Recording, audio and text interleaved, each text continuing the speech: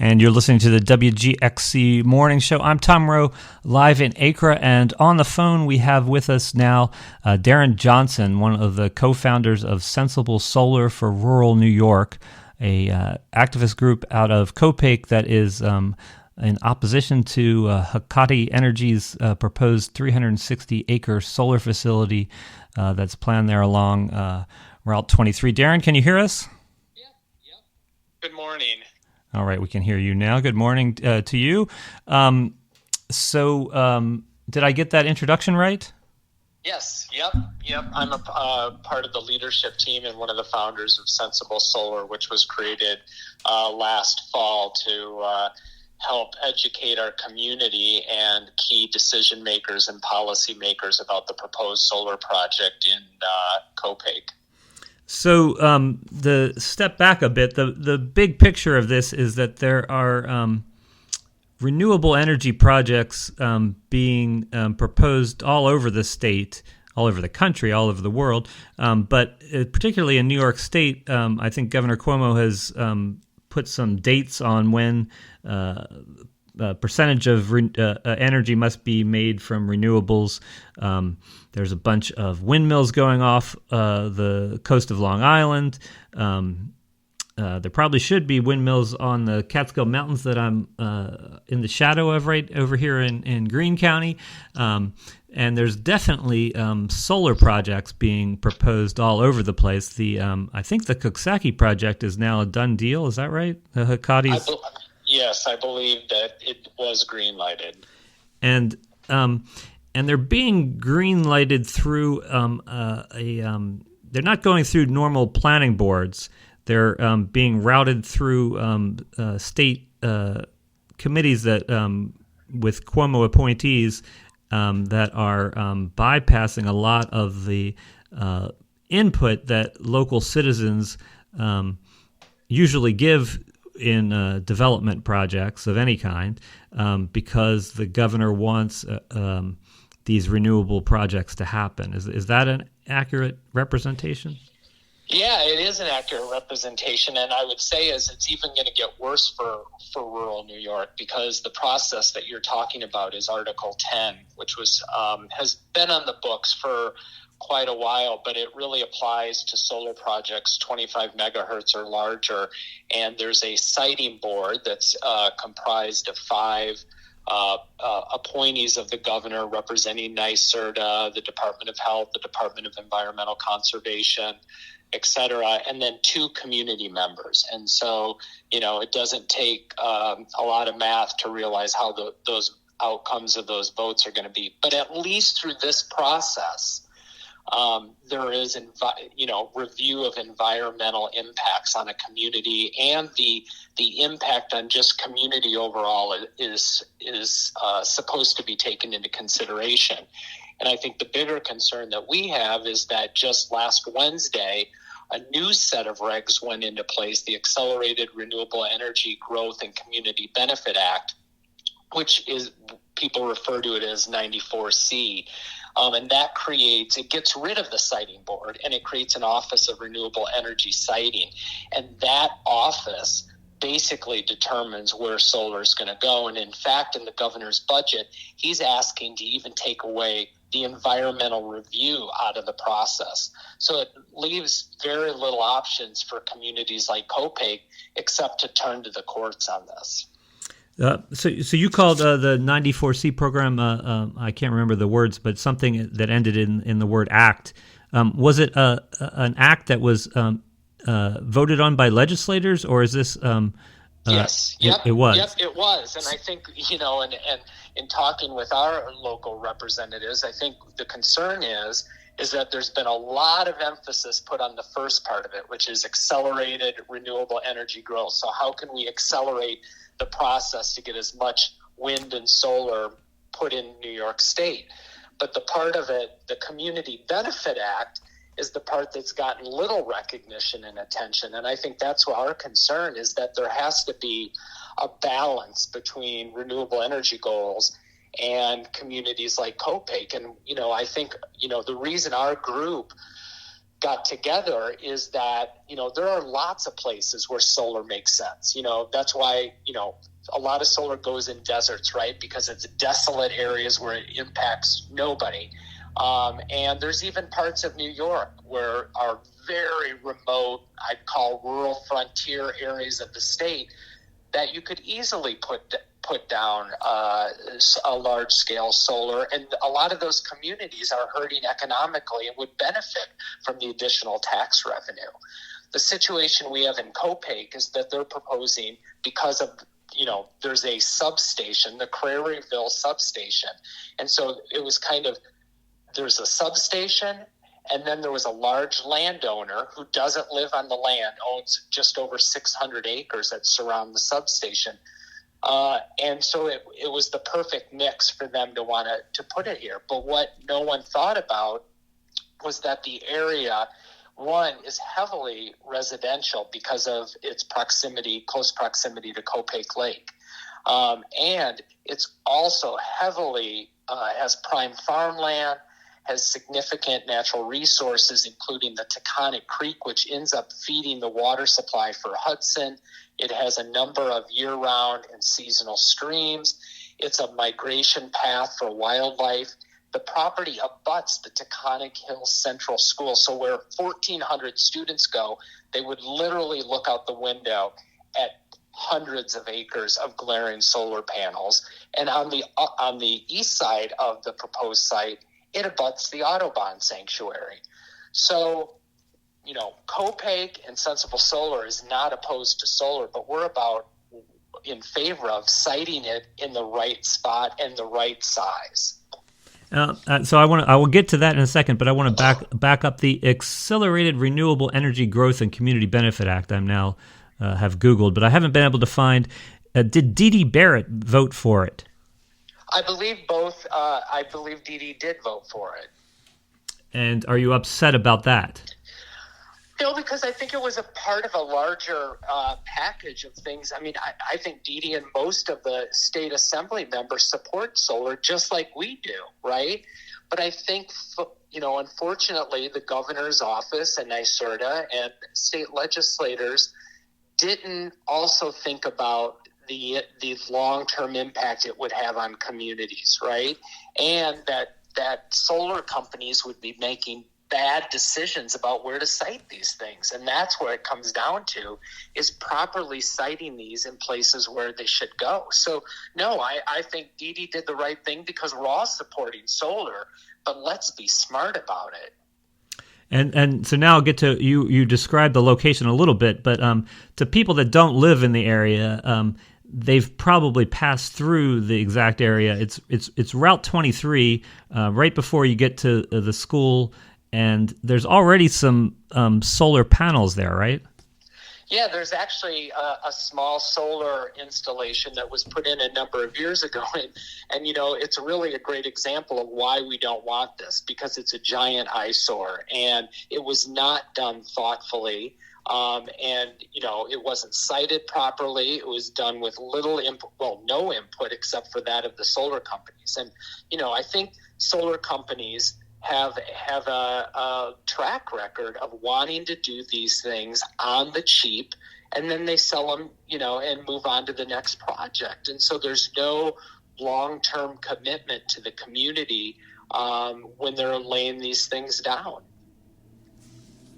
And so your biggest reason for opposition is because of the location here, or the environmental impact, or what are all the... Yeah. Well, there's a number of reasons we're opposed. So let's start with the fact that in 2017, the town of Copake's town board unanimously passed a zoning law which was very progressive in terms of thinking about solar, because they knew solar was coming, but said, let's do it the right size and the right scale for our community. And so they passed a zoning law which says that you can only have 10 acres of industrial solar on any single parcel of land. So if you take all of the property that Hecate's been looking at for this project, they could build a solar installation of about 80 to 90 acres, and that would be permissible under the law. but they're not working with the town. The town has asked. We've encouraged Hecate to sit down and have thoughtful discussions with the town's planning board on how to work within the town's laws, and they've ignored that. And so they actually set up some public forums and then canceled them last year, right? Well, they used COVID as a reason why they couldn't have had, early on in the process, some town meetings and inform the public and whatnot. They ended up having 2 meetings on December 9th, and residents and local officials, etc. But going back, one, their proposal does not adhere to the town's zoning laws. But 2, it doesn't respect our community. And so let's start with the fact that we now have over 3,000 people in Columbia County who have signed a change.org petition in opposition to this. So 99.9% of our community opposes this project. 2 are the natural resources that, instead of having one kind of plot of solar, which is usually what you see with industrial sites, it's now tentacles going 3 miles through a valley in our community because they have to work around all the protected wetlands and the streams and the protected forest lands. So just the natural resources alone that they're having to work around, it makes no sense. And then you have the homes. There's 1,000 homes within a couple of miles of this. And the impact, these are people that have worked their entire lives to have a home or a farm in this area. And in a second, their property values are going to be significantly increased. The people that live within that valley, those people will never be able to sell their home again. And the larger problem now is that you don't have much recourse. Well, I actually think we do have a lot of recourse. So one is we're not going to remain silent. And even Hecate has said to officials in the county and at the state that they have not seen opposition like they've seen in Copake. And we are going to fight this thing because until they're willing to work with us and sit down and develop a plan that works within our laws and respects our community's wishes.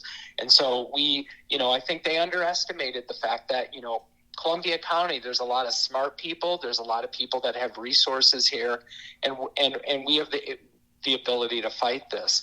But ultimately, I think Hecate is in a place where they're either going to have to work with the town and come back to the town with a smaller site plan and deal with other aspects, not just the size, but how is it fenced, the way it's lit, the landscaping. There is a way. This could be a real pilot project, and Hecate could actually come out of this a big winner if they'd work with the town, because we could develop a project that could be a pilot for other projects around the state.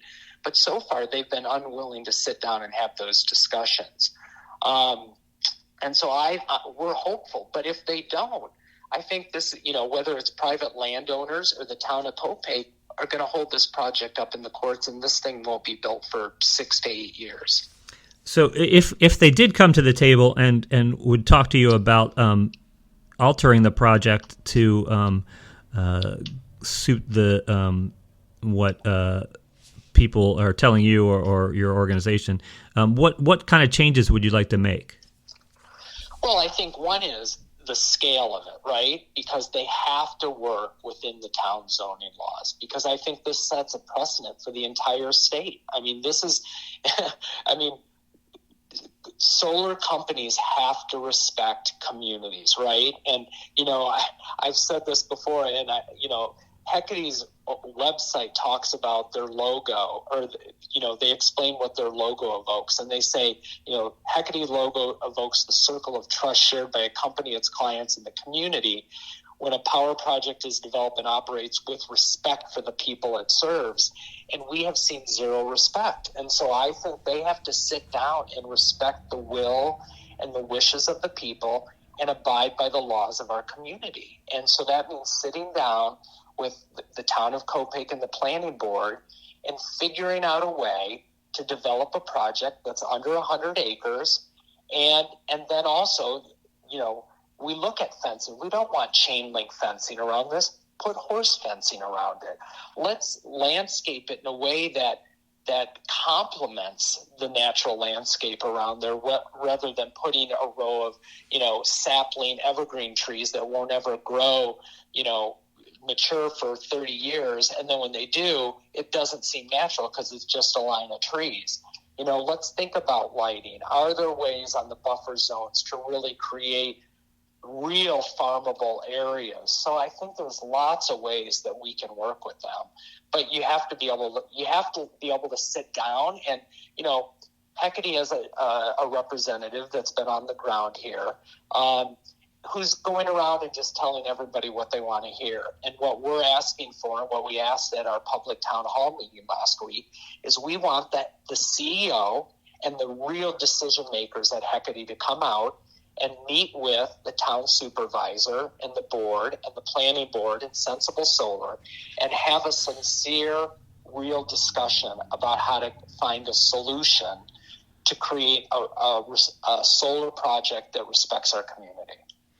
I want to ask about the Coxsackie project. The same company recently, it's been fully approved. I guess the schools in Coxsackie are getting some dollars from Hecate, but there was enormous community opposition to that too.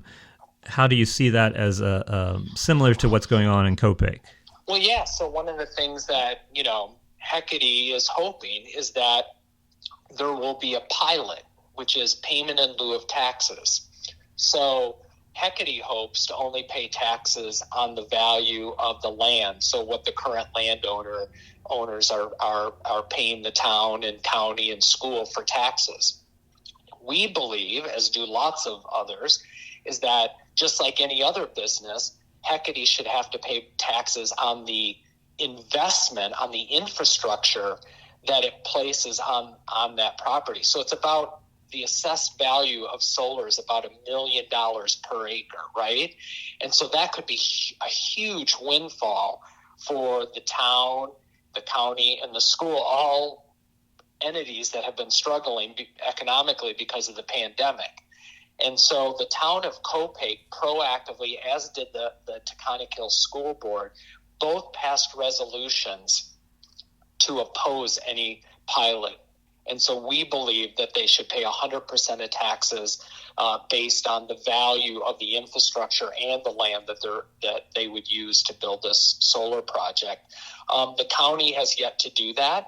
And unfortunately, the Industrial Development Agency, which is not members that are elected but appointed, have the ability to override what the school and the town have done and could go and negotiate a pilot with Hecate, and it would trump what's been done locally. And you're saying they're going to pay property taxes on the value of the property. Is that the value of the property before the solar is on, or the value of the property? Because aren't the property values going to fall when the solar panels are put on the property? Well, the property that the actual solar goes on would significantly increase because they're putting tens of millions of dollars of building infrastructure on that. So that property would see its value significantly increase, and we believe that they should pay taxes based on that, just not of the land on its own or a small part. Now, Hecate could negotiate a pilot, or is trying to negotiate a pilot. They go out and talk publicly and say, oh, well, the town and county and school would get, over the life of the project, which is, 20 to 25 years, would see $5 to $7 million in additional tax revenue. But if you actually taxed it on the value of the solar as being currently proposed by Hecate, that's $20 million in taxes. I was making a little bit of a joke, but was serious about so the property values where the solar is are going to go up if the solar is placed there, but 10 feet away, the next door neighbor's property is going to go down? Absolutely. And so, Hecate has been quick to point to studies saying that there will be no impact. And it's just ironic that those studies have been funded by the renewable energy industry. But an independent study conducted by the University of Texas saw property values decrease up to 10%. When an industrial solar facility is located next to residential homes. And so based on that, on their calculations, we looked at all of the homes that were abutting or in the view shed of the Hecate's proposed solar project, and property values based on the University of Texas's formula, we'd see a cumulative decrease in property values in the area of $18 million. So, if I'm a listener and I live in Columbia County, or maybe I live next to a proposed project somewhere else, what can I do? What is actually effective to maybe change this or stop it or do something about it? Yeah, well, first, I think people can go to our website, which is www.sensiblesolarny.org. And there's lots of information there about this project. And I think the most important thing people can do is stay informed and share their concerns or opposition to the project with their elected officials, with members of the siting board. And right now on our website, you can get addresses for the siting board, and also with the governor's office. I mean, we all know that most everything that happens in New York State happens on the second floor of the state capitol. And so letting the governor and his staff know that this is not the right site is important. And then I just think, just beyond just, I think, unfortunately, and people had, the state legislature, the governor's office, everybody had a great intent in the laws that have been put out there, but unfortunately it's pitting the renewable energy goals against those.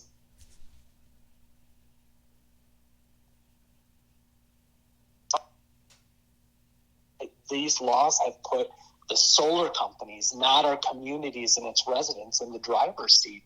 And I think we have to urge the governor's office and legislators that maybe there needs to be some adjustment in these laws so we can make sure that there's a fair balance. Because, as I've said before,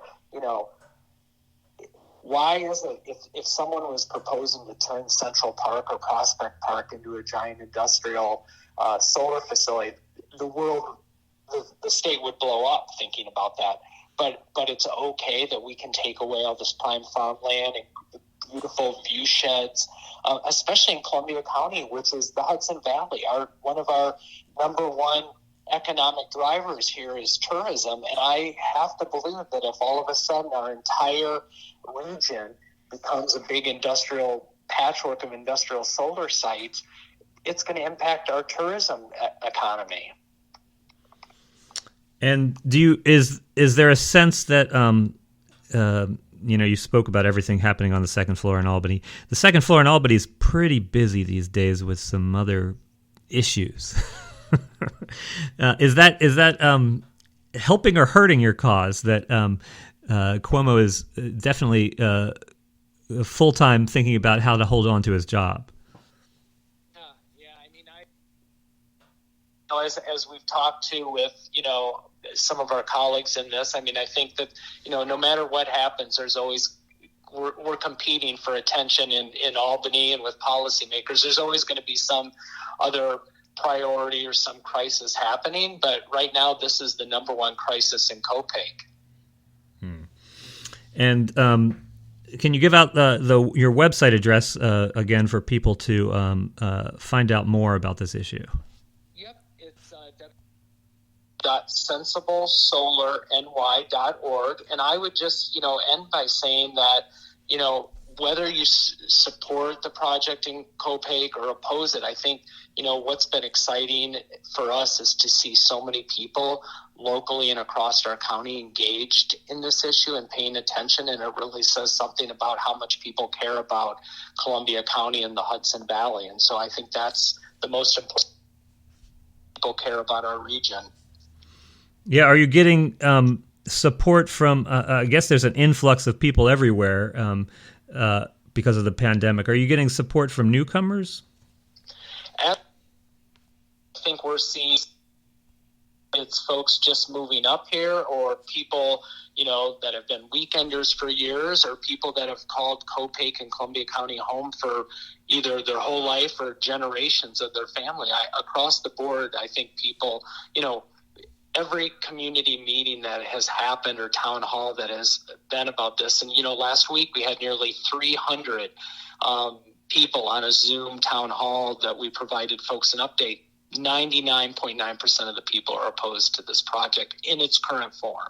I think the majority, everybody supports solar, but we want to do it right, and we want it right for Copake. All right.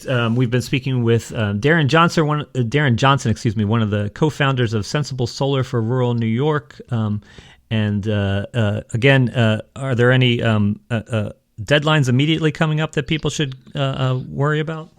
Yeah, I mean, the next key step is Hecate has to file its formal application, which would initiate the review process by the siting board. And we had anticipated that was going to happen this spring. We recently heard that Hecate plans to not submit that application till the summer. And I think the big concern is, are they going to stick with Article 10 and have the siting board do its due diligence in reviewing the project? Or are they going to take advantage of the new law and look to the ORES office to basically, greenlight this project? It's basically eminent domain. And so, again, if they choose that path, I think then they stand to see a very lengthy legal battle between now and them trying to build the facility. And if they're going to back out, that's probably going to be the reason they're going to back out, is because it becomes at some point they do their math and they say, well, this is going to cost us more to fight than it is, and they may eventually back out. I mean, I think we saw that in Catskill last year with that project that was pitched for burying waste in a former industrial site. There was a huge community outlet, and I think the company realized they were going to spend more on lawyers than they were on dump trucks. Absolutely, and I think we have folks that have already, raised their hand and said that they will underwrite those legal battles for us. So I think we are, unless we can find a solution and Hecate's willing to sit down and work with us, we're going to roll up our sleeves and we'll fight that battle in the courts. All right. Anything else we should mention before we go? No. I just say, our goal is to make sure that everybody is informed about this project and really understands the long-term implications it'll have for our community. And so I think, if each individual person can make sure that they understand and learn about this, and because it's not only going to impact Copake. I mean, the aggressive goals that the governor has laid out for the state in terms of renewable energy means there will be tens, if not hundreds of thousands of acres of solar. And so every community is going to be impacted. And we believe every community should do its fair share, but it has to be a fair share. All right. Thank you, Darin Johnson, for updating everybody about this proposal for solar in Copake on one of the few very sunny, warm days, I guess, is that we got left. Thank you very much for joining us. Great. Thank you, and have a great weekend.